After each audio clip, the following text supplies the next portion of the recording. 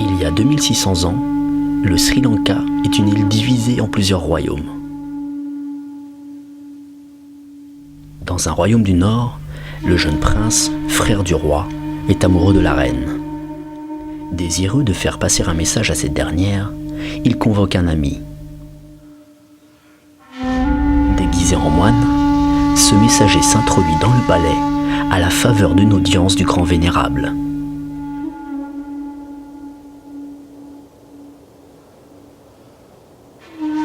Mais alors que la reine prend connaissance du message, la lettre lui échappe et tombe à ses pieds. Le roi découvre la missive et confond son épouse.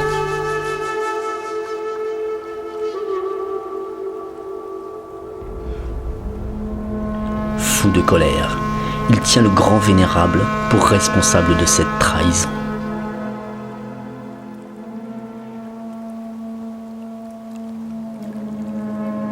Il décide cruellement, contre l'avis de tous, de le faire arrêter et mener à la torture.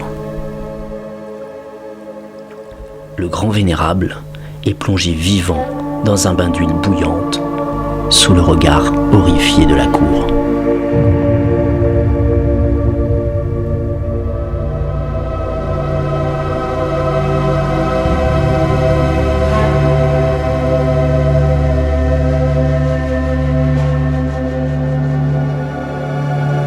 Mais lorsque le roi réalise l'ampleur de son sacrilège, il est déjà trop tard.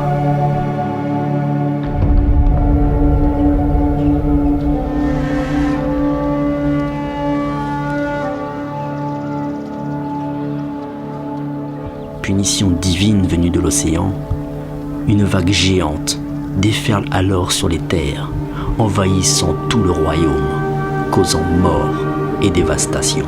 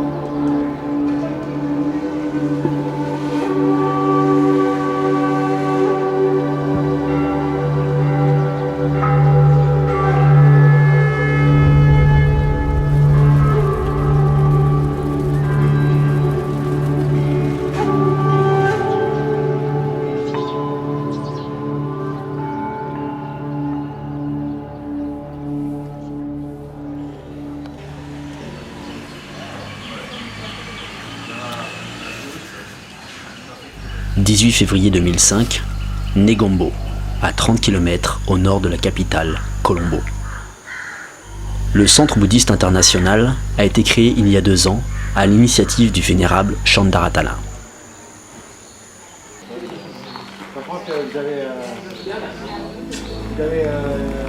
Cet établissement dispense un enseignement à la fois spirituel et pédagogique. Certains enfants défavorisés y reçoivent une formation au métier de l'informatique. Depuis le 26 décembre, le centre est devenu une véritable plateforme logistique servant de relais à l'aide internationale.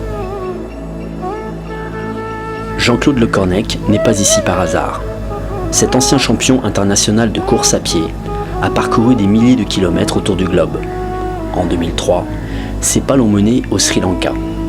Il tombe amoureux de l'île et de ses habitants au point d'y créer une épreuve sportive, les foulées du Sri Lanka. Le 26 décembre au matin, l'onde de choc est planétaire. Jean-Claude Lecornec réagit immédiatement à travers la création d'une structure d'aide depuis la France, SDPO Solidarité. Rapidement, avec le soutien du Centre bouddhiste international du Bourget, les premiers containers de vivres, de vêtements et de matériel arrivent à Negombo. Cette année, la course prendra une dimension différente. Courir pour reconstruire.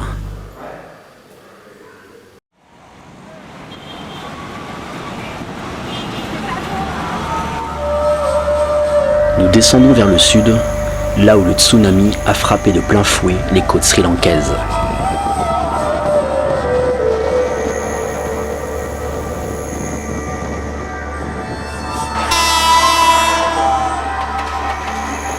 Rapidement, nous prenons la réelle dimension de ce qu'a pu être l'onde de choc.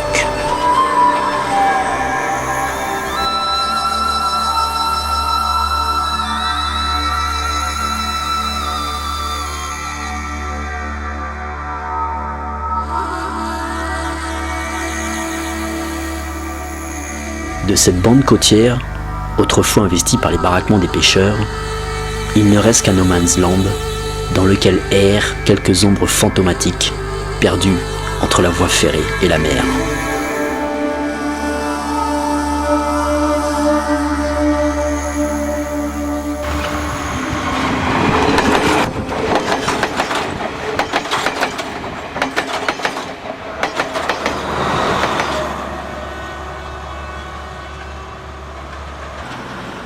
Payagala, 50 km au sud de Colombo.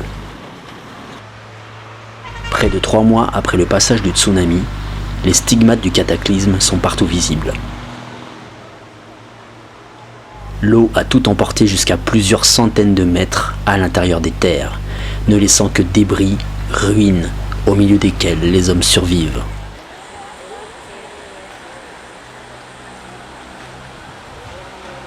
Une partie des vivres arrivés de France a été transférée ici par les moines du centre de Negombo pour une distribution.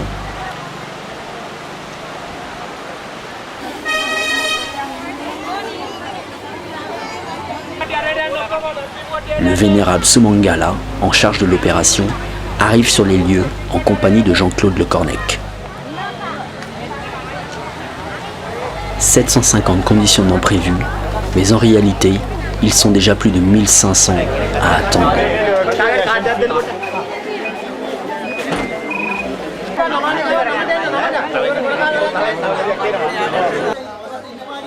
À l'intérieur du camion, du riz, des légumes, des produits de première nécessité, du lait pour les enfants, le tout méthodiquement conditionné.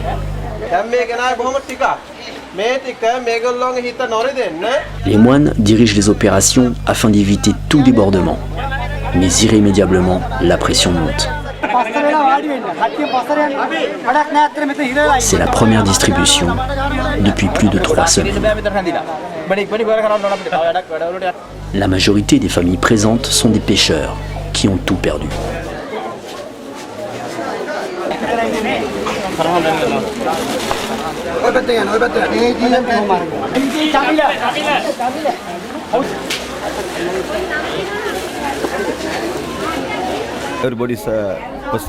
On se retrouve tous abandonnés à cause de la loi qui interdit de reconstruire dans la zone littorale des 100 mètres.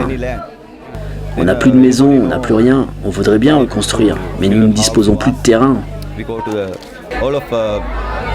Tous les bateaux ont été emportés par le tsunami. Il n'en reste plus aucun ici. On a perdu tout notre outil de travail. On ne peut même plus aller attraper le poisson. Soudain, un mouvement de foule, un débordement. Les boîtes de lait, les couches et accessoires infantiles sont distribués. Personne ne s'attendait à rencontrer autant de mères accompagnées de leurs enfants. Elles le savent bien, il n'y en aura pas pour tout le monde.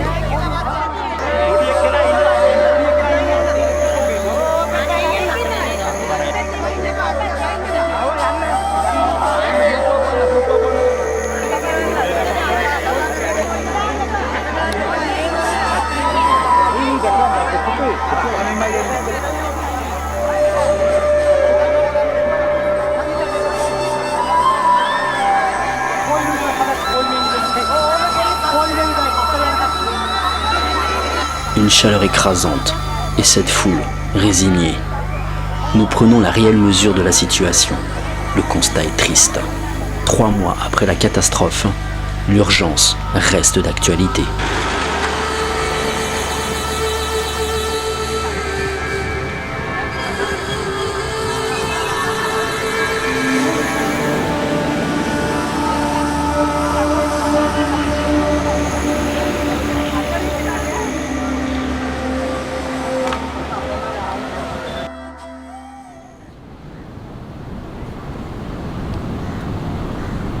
Les tsunamis sont des phénomènes bien connus et assimilés par les populations à risque comme au Japon. Mais ici, l'ignorance face à la vague était totale. Le tsunami est arrivé par là-bas. Tout à coup, l'eau s'est retirée, elle est partie loin, loin. Tous les poissons étaient sur le sable et les gens qui étaient sur la plage se sont précipités pour les ramasser.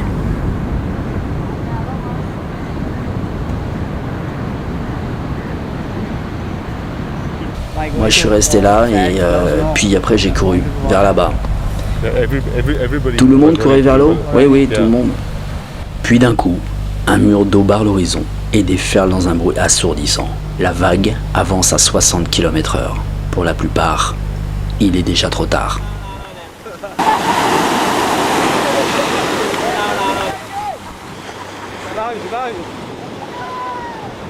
Désormais, la mer fait peur. Et les pêcheurs sont ceux qui la regardent avec le plus de méfiance, parce que celle qui les a nourris est d'un coup devenue celle qui les a détruits.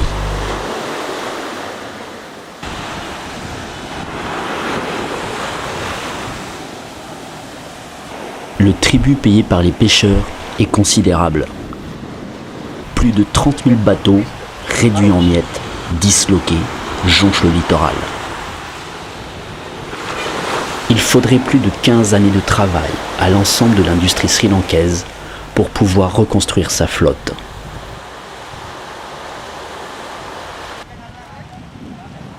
À défaut de bateaux, les pêcheurs qui n'ont pas perdu leur filet s'organisent depuis la plage. Les autres, ceux qui n'ont plus rien, observent. Rien de miraculeux. L'écosystème, fortement perturbé par le raz-de-marée, ne fournit plus la manne habituelle. Il faut s'en contenter.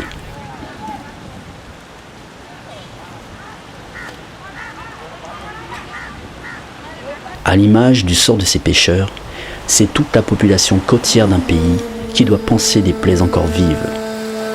La tâche est immense. Jean-Claude Le Cornec démarre son action dans le petit village de Balapitiya, oublié de tous car en retrait du littoral. Pourtant, à 800 mètres de la mer, le niveau de l'eau a atteint 4 mètres, faisant 23 victimes. Toutes les activités locales y ont été anéanties, comme celle de ce garagiste qui subvenait aux besoins de sa famille et de celle de ses 10 employés. Aujourd'hui, il ne reste plus rien. Là où l'eau, le sel, la boue et la corrosion ont fait leur office. Un peu plus loin, cet homme nous montre ses ateliers, restés plusieurs jours sous 2 mètres d'eau. Cette fabrique employait une vingtaine de personnes dans l'exploitation et le recyclage de la noix de coco. L'intégralité de l'outil de travail est hors d'usage. Pour Jean-Claude Le Cornec, le principe est simple: relancer la microéconomie pour recréer des emplois et redonner la vie au village. C'est dans cet état d'esprit que SDPO Solidarité va mener son action. Puis le moine insiste pour nous emmener jusqu'au monastère local. C'est alors que la porte s'ouvre sur un nouvel aspect de la détresse. L'air presque irrité par la situation, il nous invite à rentrer dans ce qui sert de salle commune. Là, 47 familles, oubliées de tous, survivent dans des conditions de précarité totale. Depuis près de 3 mois, ils ne subsistent que grâce à la générosité des moines. Aucune assistance gouvernementale, aucune ONG, aucun moyen.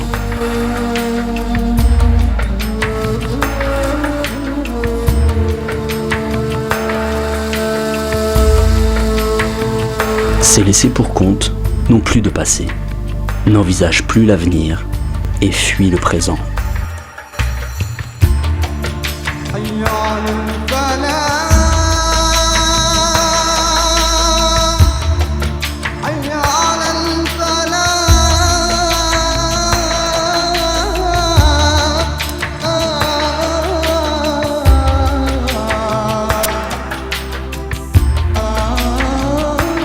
Nous scellons désormais un pacte.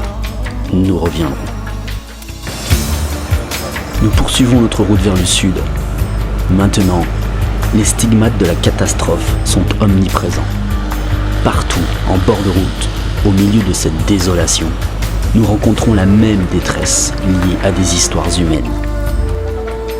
Comme celle de cette famille qui ne doit son salut qu'à l'arbre dans lequel ils ont trouvé refuge et d'où ils ont vu leur mère se faire emporter par les flots.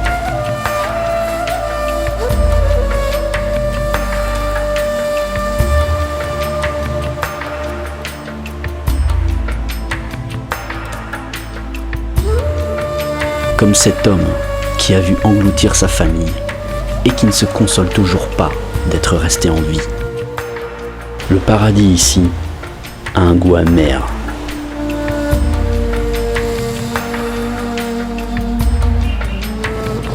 Soudain, les taches colorées trahissent enfin la présence des tentes des ONG. À Ikaduwa, la zone a particulièrement été touchée. La barrière de corail, détruite par son exploitation intensive, n'a pas ici joué le rôle de brise-lames naturel. La vague a déferlé dans les terres avec une puissance phénoménale. Ce 26 décembre au matin, le machiniste stoppe la rame en apercevant la première vague. Dans la panique générale, le train est pris d'assaut, tel un refuge providentiel. 7 minutes plus tard, la seconde vague, plus grande, plus puissante, frappe alors la côte. La rame est balayée tel un vulgaire débris. La locomotive de 84 tonnes est traînée sur près de 400 mètres. Il y aura 2000 victimes.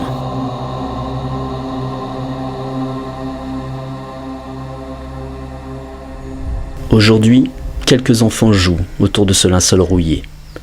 Nous discutons avec leur mère et apprenons que son mari, maçon, est parti chercher du travail à Colombo. Leur outil de travail a disparu avec le reste de leurs biens. Fidèles à notre principe de relance de la microéconomie, nous identifions que la fourniture d'une machine à fabriquer les parpaings serait la meilleure manière d'aider cette famille et d'influer directement sur la reconstruction locale. Rendez-vous est donc pris. Il est temps pour nous de passer à la seconde phase.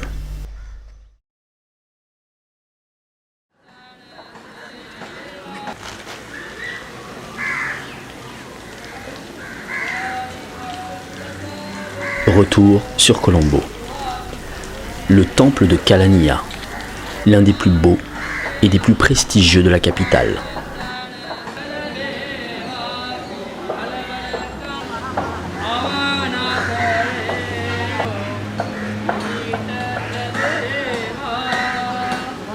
Nous y avons rendez-vous avec l'une des personnes les plus influentes du Sri Lanka. Le grand vénérable du temple a souhaité nous rencontrer pour finaliser un projet de construction situé dans le sud de l'île. SDPO Solidarité remet à cette occasion une première somme assurant la construction de plusieurs maisons. C'est le projet des 50 maisons, là. Ici. Attends, on va prendre un stylo, là, ok? Voilà, là, ici. Ok. Ouais, donc tu vois, c'est une zone vraiment sinistrée, là. La phase de reconstruction a effectivement démarré. Et en attendant de poser la première pierre, il est temps de courir pour reconstruire.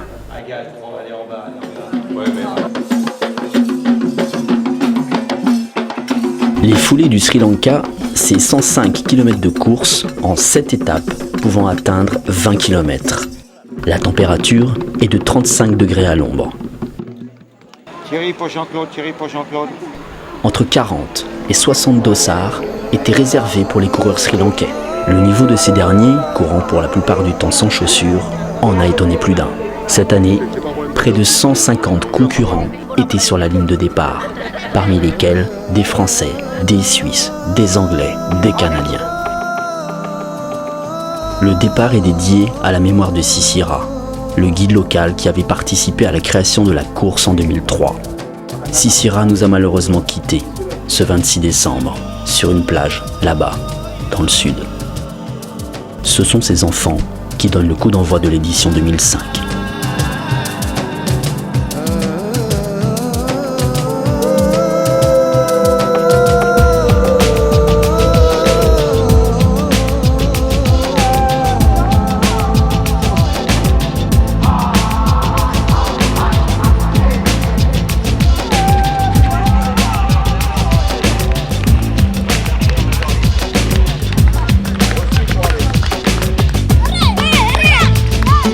Ces étapes ont traversé des décors aussi variés que la jungle, les zones sèches, avec le risque de croiser les éléphants sauvages, des grands lacs, des rizières, des montagnes, des plantations de thé et des dizaines de villages dont l'accueil et les sourires resteront gravés dans la mémoire de chaque coureur.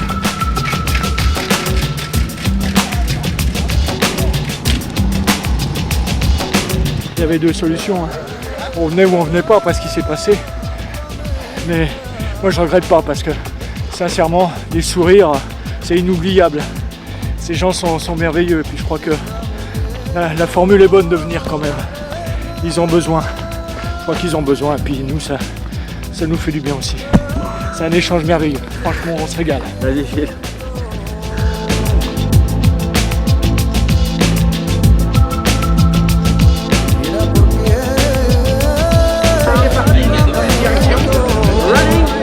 Courir pour reconstruire.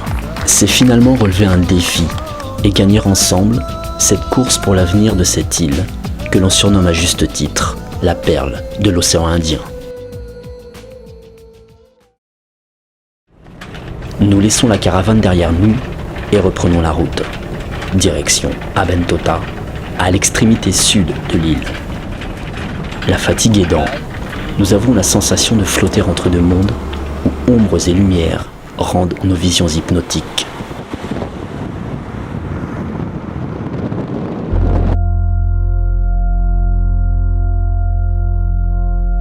Après 6 heures de route, nous pénétrons dans une ville fantôme qui semble tout droit surgie du fin fond des abysses. Nous avions presque oublié. Tout ici nous rappelle avec force l'ampleur du désastre. Cette même force sous laquelle on ployait ces barres d'acier.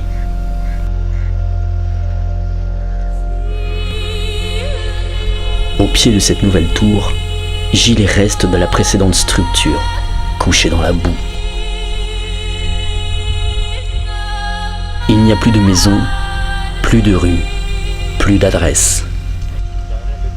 Chacun tente de sauvegarder sa dernière pierre, à l'image de cet homme qui écrit son désespoir. S'il vous plaît, ne rasez pas. C'est une famille qui a habité un fils avec une fille. Ici, il a marqué après avoir beaucoup travaillé, quand il est rentré chez lui, sa femme, elle attend. Okay? C'était elle qui offre un tasse-touté. Maintenant, lui, il demande à qui je vais dire Doulika, Doulika. Regarde, c'est Doulika, ça c'est le nom de sa femme. Et puis, ça c'est sa fille qui est partie avec son ami. Elle vient comme un vent, hein? C'est pour voir son papa. Regarde. Maintenant, le papa, il dit, pourquoi vous n'avez pas pris? Hein? Parce que le tsunami, il a pris tout, sauf lui.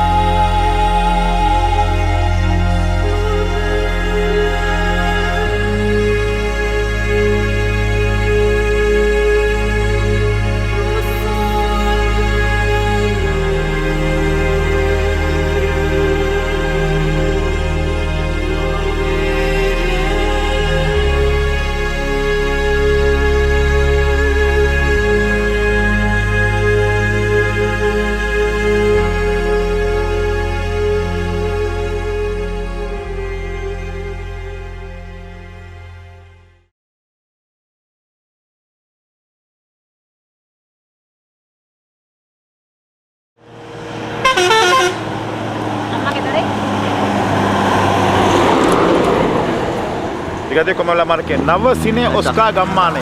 Le village s'appelle Navasine Oska. Il y a 3 projets. Navalok, Cinestar, ce sont des acteurs, actrices. Oska, ça c'est le moine bouddhiste de Kalaniya. Ka'an Damodara. Le projet du temple de Kalaniya vient enfin de commencer. Ce qui n'est actuellement qu'un immense terrain vague ressemblera bientôt à un vrai village. Ils doivent mettre un peu d'huile là, et puis ils allument. Donc ça c'est une offrande pour le Bouddha.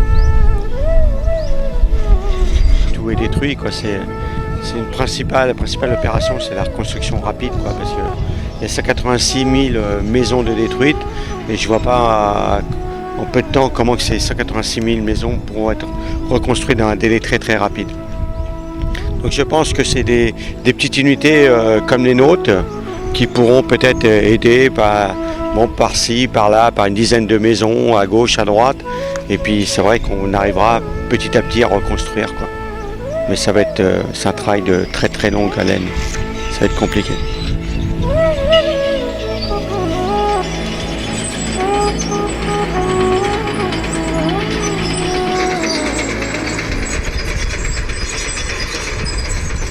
Nous sommes ici pour poser la première pierre de la première maison. Quoique symbolique, la tâche n'en est pas moins délicate. C'est pas facile. C'est pas simple. J'aurais pas signé de queue.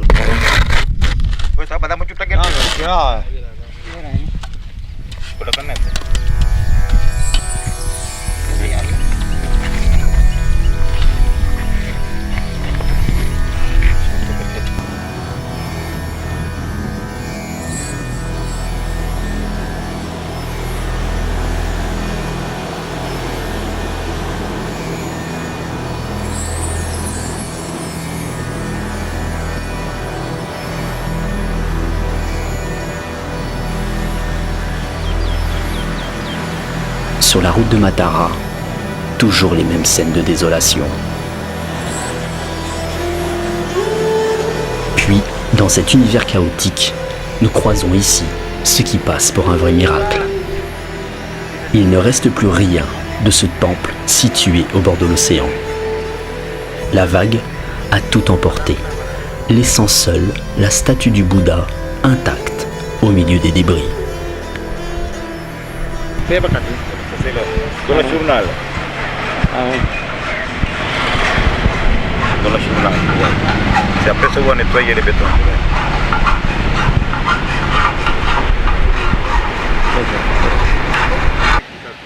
Faute d'argent, c'est donc avec les moyens du bord que les fidèles restaurent l'autel.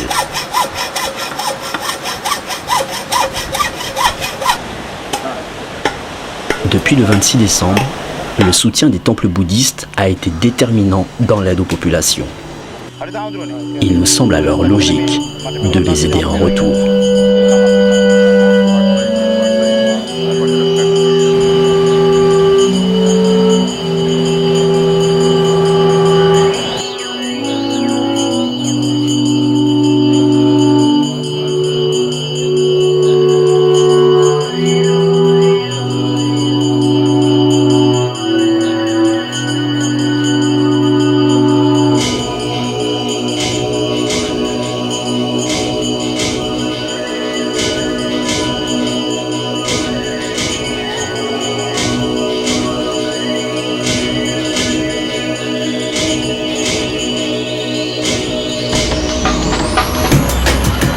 Matara, principale ville au sud de l'île. Nous en profitons pour effectuer les achats destinés à répondre aux différents besoins recensés. Matériel de première nécessité, fournitures scolaires, ustensiles de cuisine. Ça c'est bien ça, comme ça. 4600 roupies. C'est bien. 1, 2, 3, 4, 5. 695, on achète 3. 3. C'est pour... Moi de couper. C'est pratique ça, hein. Il y en a des plus. Il y a cette taille-là, il y a cette taille-là. On prend une et une. Ouais, une et une. On prend ça. Ça court là. 1, 2, 3, 4, 5, 6, 7, 8. Allez bien les envelopper pour pas que ça casse. Hein.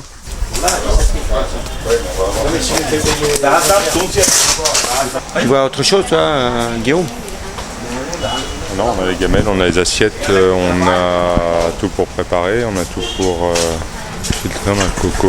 On a encore repéré 34 pêcheurs là, qui sont carrément aussi hébergés dans le monastère et dans l'école d'à côté. Donc ils mangent, bon c'est les familles qui mangent en ce moment en commun, ils n'ont pas de choix. Donc on vient d'acheter un tas d'ustensiles de cuisine, des gamelles, des fétous, des passoires, des ustensiles pour gratter la noix de coco, des assiettes et puis des différents couverts de cuisine traditionnels, de manière au moins qu'ils puissent faire la cuisine convenablement. Hein. On va fermer la porte. Voilà, on le laisse ici comme ça. Voilà. Ça, bon, voilà. Alors, attention de l'eau.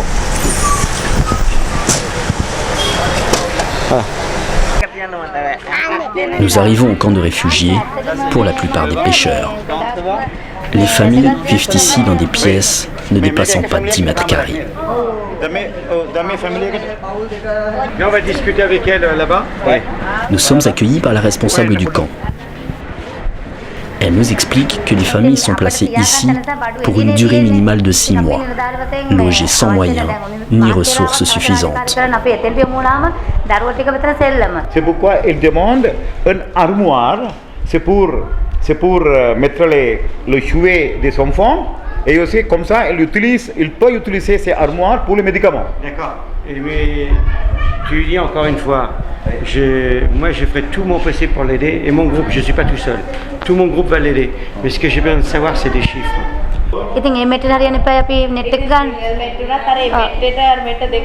38 moustiquaires. 38 moustiquaires à 12 €. Après, la cuisinière à gaz ici, ça vaut combien? Mais gaz pas qui a que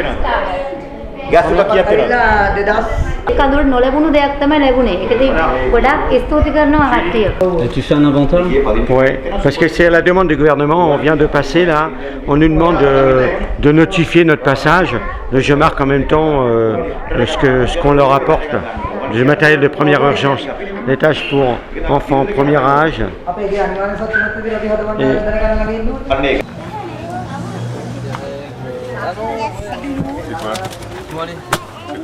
Il y a des craies, il y a des cahiers, des machins. Donc, tu diras, il y a un conteneur qui doit arriver de France. Je vais téléphoner à Sumangala s'il peut amener des affaires ici. Alors, nous, la France, on va les montrer. À l'école. Silo. Que de paroles, rien. Seulement c'est les SDPO qui sont arrivés, dans 3 jours, ils ont donné tout. Ils ont parlé petit peu, mais ils ont fait beaucoup de choses. Ils sont très contents à cause de ça.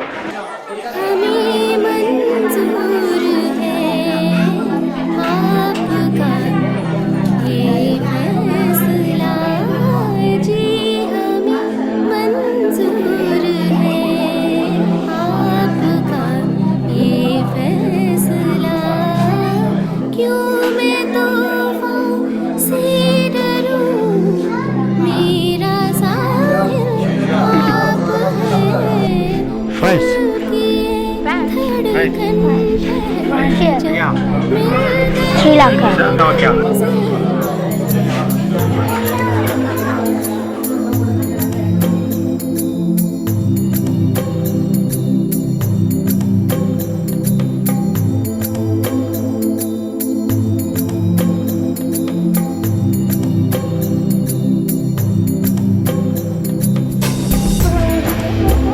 Espérons que ces 34 familles de pêcheurs puissent le plus rapidement possible reprendre le large. Mais combien encore resteront échoués sur la rive longtemps?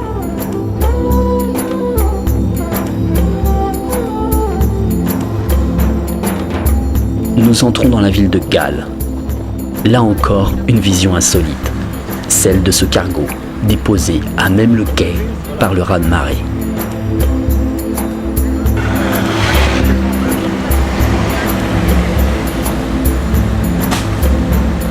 Une ville en état de guerre, en ruine, meurtrie dans le moindre de ses recoins.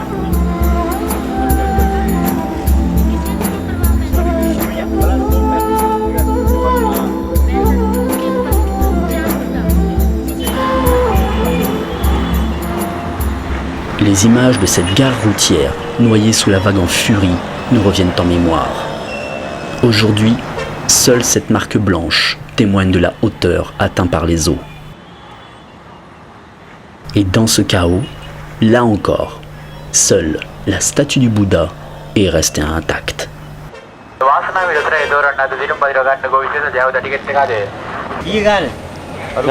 Banane en légumes. Banane en légumes. Avant de remonter vers le monastère de Balapitiya, nous finalisons les derniers achats, essentiellement de la nourriture.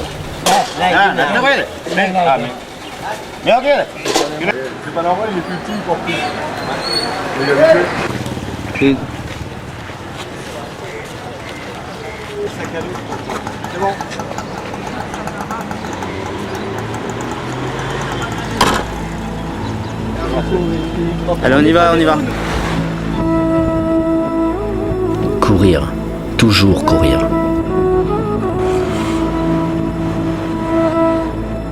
La reconstruction est une question de temps, où chaque instant compte.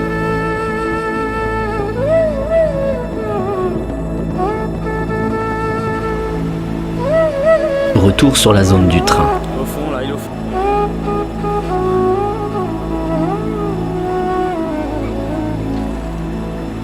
Ouais, ça va. La machine à parpaing est enfin arrivée. Encore faut-il arriver à la localiser.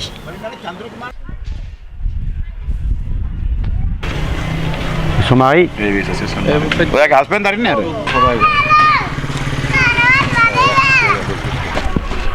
Vas-y, serre-lui la main, excuse-moi. Ah, very happy. I am very happy. Attends, donc on vient de faire le bonheur d'une famille parce que SDPO Solidarité a acheté une machine à fabriquer des parpaings. C'était tout simple comme solution de les aider, ils ne demandaient rien d'autre que leur propre outil de travail pour relancer leur petite industrie. Et puis quand on peut s'apercevoir les constructions qu'il y a tout autour, je pense que ce petit village va s'en sortir peut-être mieux que les autres parce qu'ils auront les parpaings carrément sur place, quoi. Ils n'auront pas besoin de courir, ils les fabriquent ici. C'est bon, je vais mettre le temps. C'est 100 petits tubes de ça, mais 100 petits.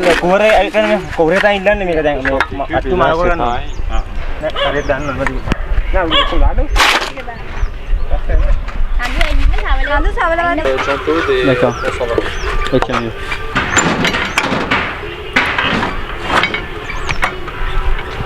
C'est une machine qui vient d'Inde, hein. Donc ça ne nous a pas coûté trop cher, hein. C'est vrai qu'il y a des solutions efficaces pour pas grand chose, hein. Faut reconnaître les choses. La machine se trouve à 6 degrés nord, 10 secondes et 129 centièmes, et en l'est 80, 05, 483. Voilà, donc tout le monde maintenant peut la voir. Ça, c'est la preuve absolue. C'est la preuve absolue, avec la localisation de la machine. Avec l'achat de la machine, l'engagement de SDPO est un premier pas. Il faut maintenant investir pour lancer la production. Ta machine, elle sert que de quoi ? Alors 5 sacs de ciment, 400 morceaux de bois.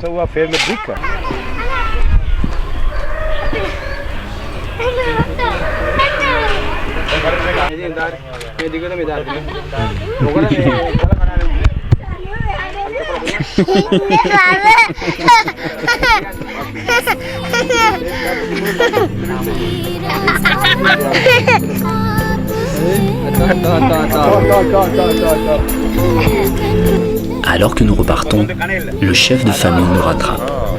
Il nous offre 2 bâtons de cannelle pour nous remercier. C'est tout ce qu'il a. Il est confus de ne pouvoir donner plus. Mais comment faire plus? On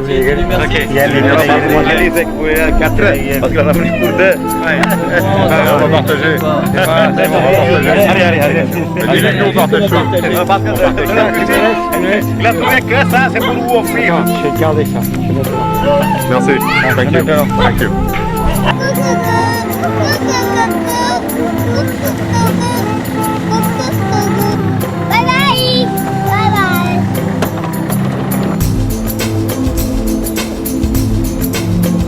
Nous Nous avions tous gardé au fond de nous ce pacte vis-à-vis des 47 familles du monastère de Balapitiya. Reprendre la route vers le nord nous rapprochait de notre objectif.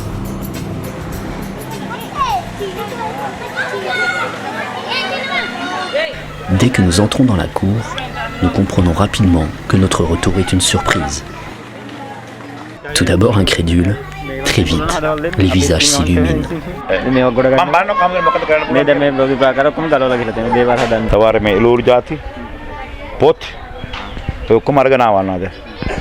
dis qu'on a ramené aussi du matériel scolaire pour les enfants, parce qu'il y a beaucoup d'enfants ici. On va mettre le matériel ici, là, le long. Hein, d'accord.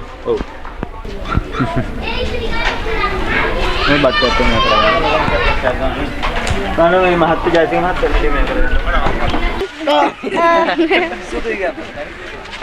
you.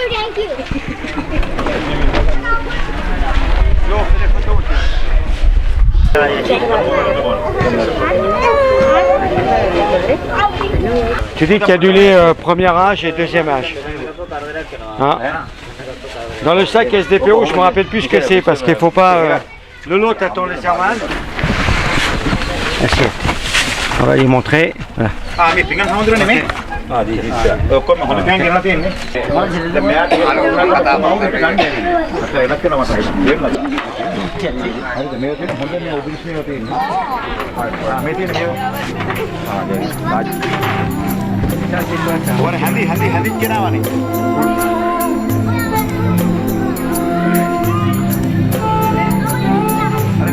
Retrouver le chemin d'une enfance égarée. Retrouver le sourire et les yeux qui pétillent.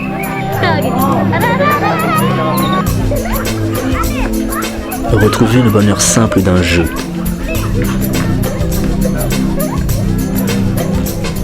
Donner, recevoir et partager.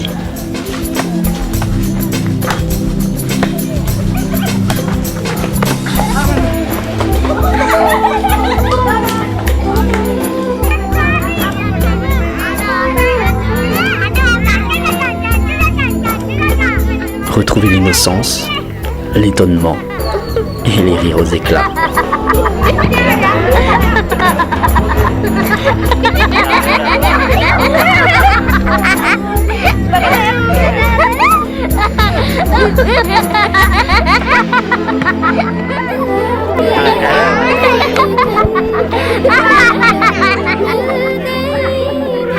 Notre plus belle récompense.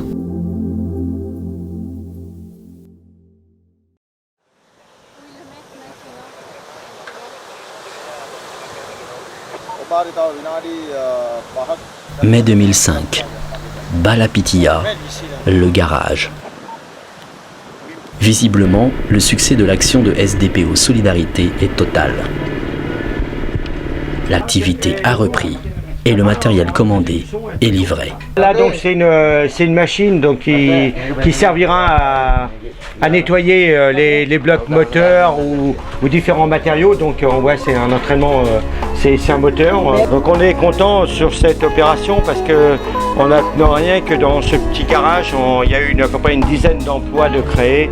Donc autant de familles qui sont sorties un peu du besoin et qui vont retrouver espoir, qui vont récupérer un peu d'argent grâce à leur salaire de manière à rebâtir leur maison.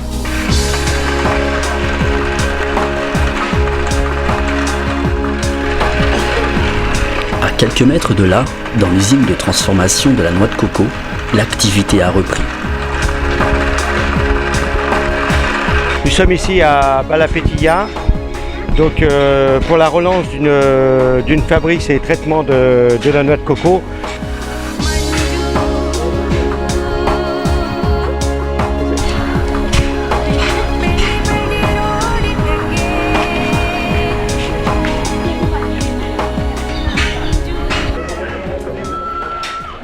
Les gestes sont retrouvés. L'usine tourne désormais à plein régime et subvient aux besoins de plus de 20 familles.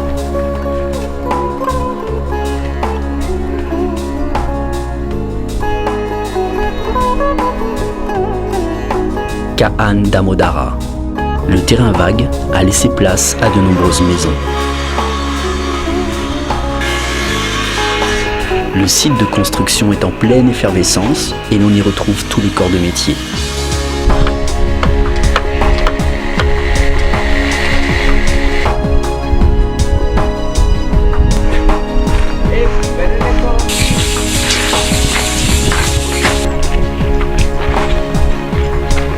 Sous nos yeux, le village est en train de naître. Ailleurs, le long de la route, il y a encore beaucoup d'endroits où tout reste encore à faire.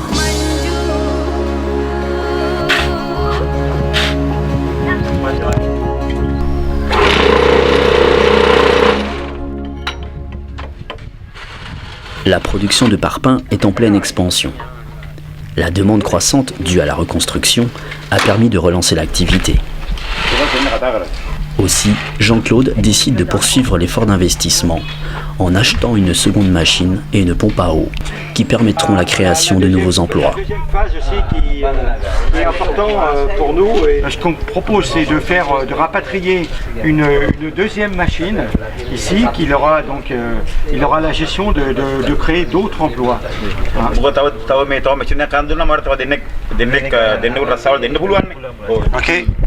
Ok. Donc, nous, on va faire, donc, on va estimer, bon, bien sûr par leur intermédiaire, on va estimer le coût de cette pompe à eau, et puis on espère donc dans des prochains mois, si on peut repasser par là, parce que effectivement on a beaucoup de choses à faire aussi, si on peut repasser par là de manière qu'on voie cette pompe à eau comme on a pu voir la machine en fonctionnement. Avant notre départ, le jeune fils veut nous faire une dernière surprise. Cette petite graine d'artiste a été récompensée par la présidente du Sri Lanka en personne.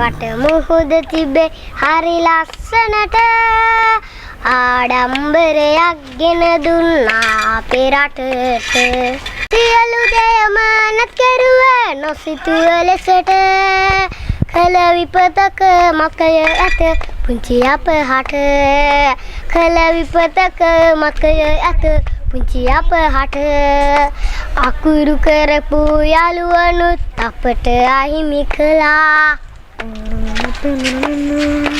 අකුරු උගන්වපු ගුරුවරු යට අහිමි කළා විදුමවගේ සියලු දෙයම මුදට ගෙන ගියා සෙල්ලම් බඩු පුංචි අපේ තැන තැන විසිරිලා සෙල්ලම් බඩු පුංචි අපේ තැන තැන විසිරිලා අප රට වට මුහුද තිබේ හරි ලස්සනට ආඩම්බරයක් ගෙන දුන්නා අපේ රටට සියලු දෙයම නැත් කරුවේ නොසිතුව ලෙසට කල විපතක මතකය ඇත පුංචි අපහට කල විපතක මතකය ඇත පුංචි අපහට දහස් ගණන් ජීවිත අප රටට නැති කළා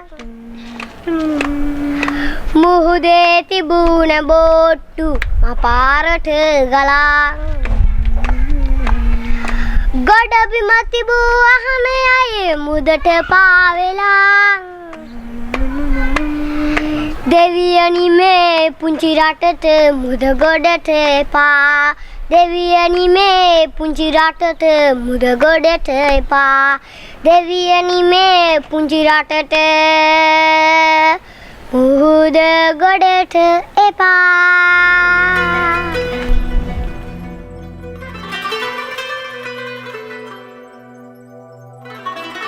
Le roi constate avec effroi l'ampleur de la catastrophe et la dimension de son sacrilège. Afin d'apaiser la colère des dieux, il offrit sa fille en sacrifice à l'océan et l'abandonna à la dérive. Elle parvint cependant dans le sud de l'île, où elle fut recueillie par un jeune prince. Elle finit par l'épouser, et de leur union naquit le plus grand roi de toute l'histoire du pays, celui qui à tout jamais unifiera le Sri Lanka.